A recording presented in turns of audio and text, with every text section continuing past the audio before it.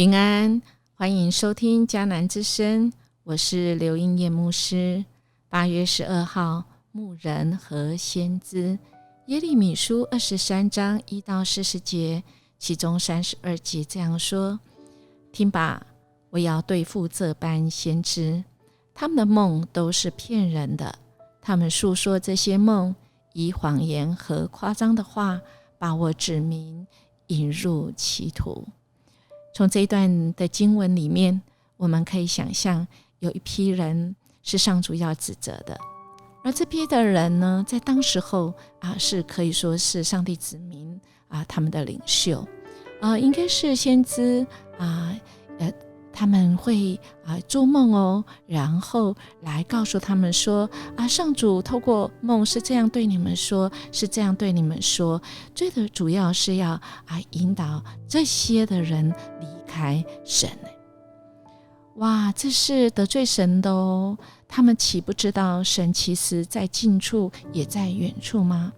在第23节就这样说，我们的主哪有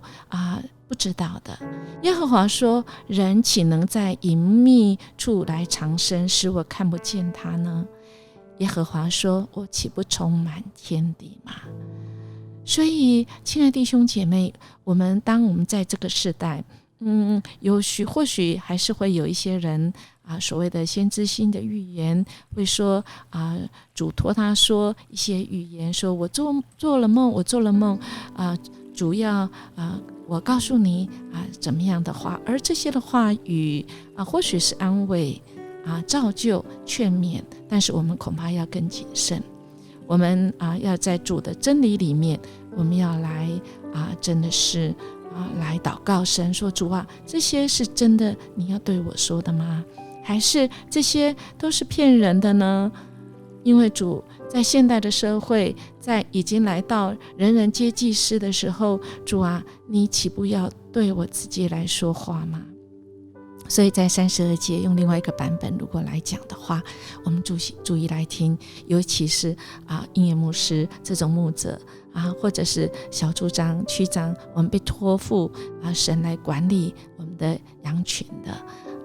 我们恐怕要谨慎来听这32节。我再来读一次，耶和华说，那些以梦幻为预言，又述说这话，以谎言为金词，使我百姓走错了路的，我必与他们反对，我没有打发他们，也没有吩咐他们，他们与这百姓毫无益处。这是耶和华说的。是如果这样比喻说好了，如果我们是一个家长